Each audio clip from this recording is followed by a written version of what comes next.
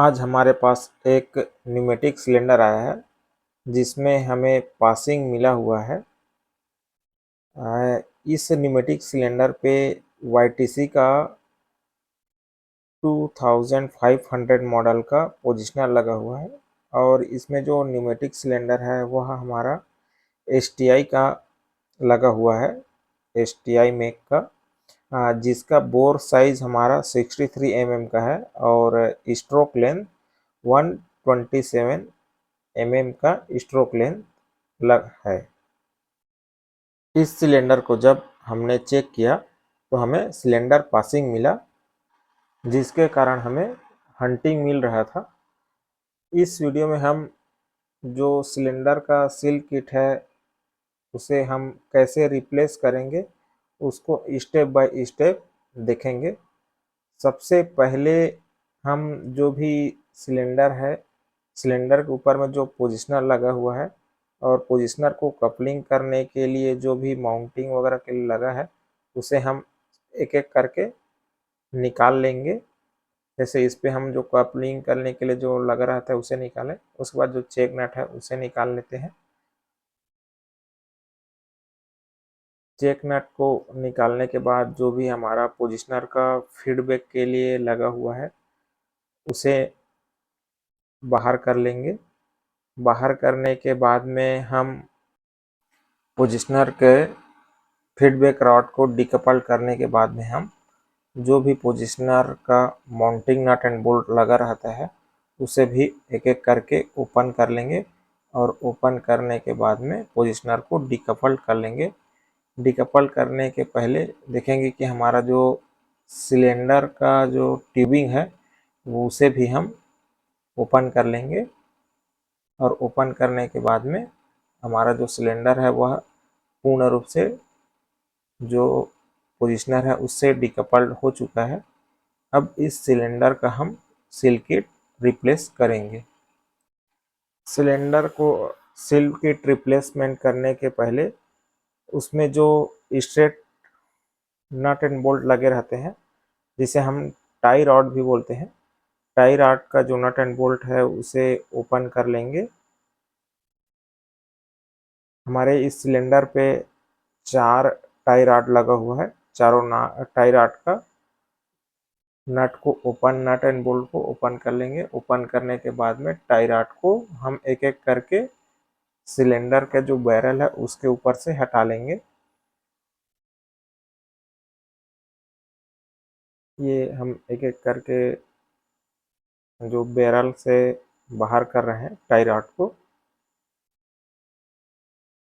Tie rod बाहर होने के बाद में हम जो भी बैरल के साइड पे सपोर्ट के लिए या जो एयर का इनपुट और आउटपुट के लिए एग्जॉस्ट के लिए जो पॉइंट के लिए जो सपोर्ट दिया रहा था उसे अलग कर लेंगे। सभी टाई रॉड को हमने निकाल लिया। उसके बाद जो सपोर्ट है उसे निकाल रहे हैं क्या कर, जैसे ये देखेंगे तो इस पे हमारा जो ओल्ड ओरिंग्स हैं या सील किट हैं वह दिखाई दे रहा है, जो कि कंटिन्यू ऑपरेट होने के कारण धीरे धीरे करके घिस जाता है या हाई टेम्परेचर वगैरह प्लेस पे लगा रहता है तो हीट होकर के हार्ड हो जाता है, जिसके कारण हमारा जो न्यूमेटिक या जो एयर है, कंप्रेस्ड एयर, वह पिस्टन को पार करके अपोजिट साइड पे चला आता है, जिससे हमारा जो पोजिशनर है या तो सिलेंडर हंटिंग करने लगता है या ऑपरेट ठीक से नहीं होता है। इस कारण हमें बीच बीच में जो सिलेंडर का सील किट है उसे रिप्लेसमेंट करना पड़ता है। तो सील किट लगाने से पहले हम जो भी सिलेंडर के बैरल है या पिस्टन है या जो सपोर्ट के लिए जो साइड पे लगा रहता है उसे हम अच्छे से साफ कर लेंगे और जो भी ओल्ड ओरिंग्स लगे हुए हैं उसे एक एक करके बाहर निकाल लेंगे। जैसे ये ओल्ड ओरिंग है इसे हम बाहर निकाल रहे हैं और बाहर निकालने के बाद देखेंगे कि ये कुछ घिसा हुआ रहता है या कुछ कोई हार्ड हो गया रहता है, जिसके कारण हमारा सिलेंडर में से पासिंग आने लगता है। जैसे इस पे देखेंगे इस साइड पे ये खोल रहे हैं उस पे ये हार्ड हो गया है। हार्ड होने के कारण यह जो एयर को अच्छे से ब्लॉक नहीं कर पाता है। ब्लॉक नहीं करने के कारण हमारा जो सिलेंडर का कंप्रेस्ड एयर है वह बाहर आ जाता है और हमारा जो पिस्टन है वो अच्छे से मूवमेंट नहीं कर पाता है।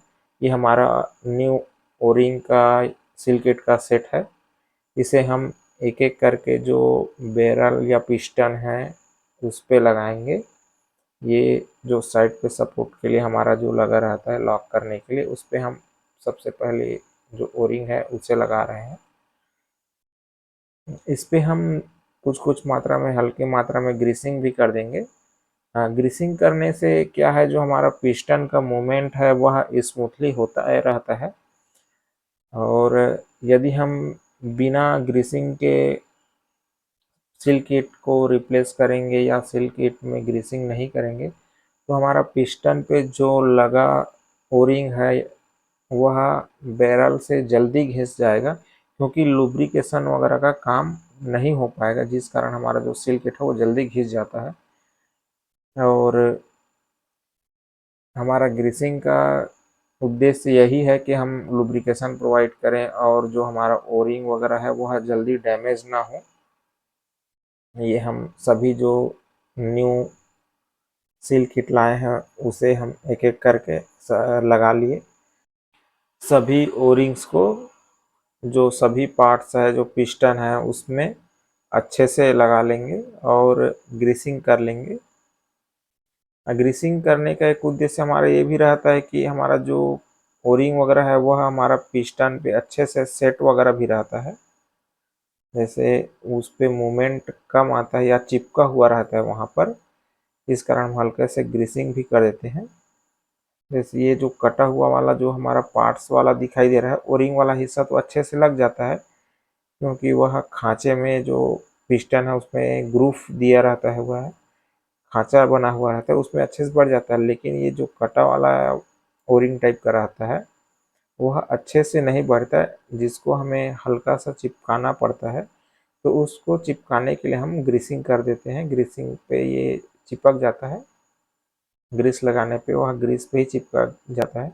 और चिपकाने के बाद पे हम जो भी पिस्टन है उसे बैरल पे सेट करके पिस्टन को लगा देते हैं। बैरल में पिस्टन को इंसर्ट करने या घुसाने के लिए हमें थोड़ा सा हैमरिंग करना पड़ता है, क्योंकि जब भी हम नया ओरिंग लगाएंगे या नया सील किट रिप्लेस जब करते हैं तो देखते हैं कि हमारा जो सील किट का मोटाई है वह थोड़ा सा अपेक्षाकृत ज़्यादा रहता है, क्योंकि हमें एयर लॉक रखना है। एयर लॉक रखने के लिए हम थोड़ा सा सील किट को मोटा रखते हैं, जिसके कारण हमारा वन साइड का एयर अपोजिट साइड पे नहीं आता है। और ये सभी सील किट को लगाने के बाद हम जो है पिस्टन वगैरह या बैरल वगैरह को अच्छे से सेट कर लेंगे। सेट करने के बाद जो भी टाई रॉड हम निकाले थे उसे एक एक करके फिर से टाई रॉड को जो बैरल है उसके सपोर्ट के लिए टाइट कर देंगे और पिस्टन वगैरह आपस में टाइट हो जाएगा। जो भी बैरल है वह आपस में टाइट करने के बाद में हम जो भी पोजिशनर का लगाए रहते हैं, पोजिशनर लगाएं या जो भी एसओवी लगाएं, उसे फिर से माउंट कर देते हैं। इसमें हमने पोजिशनर लगा हुआ था हमारे इस सिलेंडर पे, तो इस सिलेंडर पे फिर से हम उस पोजिशनर को माउंट करके या डायरेक्ट एयर दे करके हम सबसे पहले तो हम डायरेक्ट एयर दे करके सिलेंडर को ऑपरेट करके चेक करते हैं। जैसे ये यहाँ पर हमारा चारों जो स्ट्रेट नट एंड बोल्ट है या जो टाई रॉड है उसे हम फुली टाइट कर लेंगे, क्योंकि हमारा हल्का सा भी अगर लूज हुआ तो एयर पासिंग होने का संभावना बना रहता है, क्योंकि कंप्रेस्ड एयर रहता है वो छोटा से भी माइनर पॉइंट पाएगा या माइनर लीकेज या माइनर होल मिलेगा, उसमें से भी एयर बाहर आ जाएगा, जिसके कारण हमारा जो पोजिशनर वगैरह है वो ठीक से काम नहीं कर पाएगा। तो ये हम पोजिशनर को भी रीमाउंट कर लिए। रीमाउंट करने के बाद में हम पहले तो सबसे पहले डायरेक्ट एयर दे करके सिलेंडर को चेक किए हैं। डायरेक्ट एयर दे करके चेक करने पे हमें पासिंग नहीं मिला। पासिंग नहीं मिलने के बाद हम जो भी पोजिशनर है हमारा उसे दोबारा लगा लेते हैं और पोजिशनर को फिर हम जो मिलियम सोर्स के सहायता से सिलेंडर को एक एक करके ऑपरेट करके चेक करेंगे। जैसे ये अब हम ऑपरेट करके चेक कर रहे हैं। देखिए, सबसे पहले हम हमारा जो मिलियम सोर्स है उसे ऑन करेंगे। ऑन करने के बाद में हमारा पोजिशनर पे पावर सप्लाई आ जाएगा। पावर सप्लाई आने के बाद में हम पोजिशनर को स्टेप बाय स्टेप 0%, 25%, 50% और 100% ओपन एवं क्लोज करके देखेंगे कि हमारा सिलेंडर का सर्विसिंग ठीक से हुआ है कि नहीं, और हमारे सिलेंडर में कहीं पर पासिंग वगैरह का समस्या या हंटिंग वगैरह का समस्या थोड़ी आ रहा है। यह सब चेक करने के बाद में हम इसे जिस भी लोकेशन से निकाले रहते हैं उस लोकेशन पे दोबारा रीमाउंट कर देते हैं। जैसे आपने इस वीडियो में देखा कि हमने जो STI का पावर सिलेंडर है जिसका उपयोग हम SADC में कर रहे हैं, उसका सेल किट रिप्लेसमेंट किए हैं और यह हमारा अच्छे से काम कर रहा है। इस प्रकार आप कोई सभी सिलेंडर का सील किट रिप्लेसमेंट कर सकते हैं। सील किट रिप्लेसमेंट में सिर्फ यह ध्यान देना रहता है कि हमारा जो ओरिंग का साइज है या सील किट का साइज है वह अच्छे से बैरल पे टाइट लगा रहना चाहिए और एयर अपोजिट साइड पे नहीं आना चाहिए।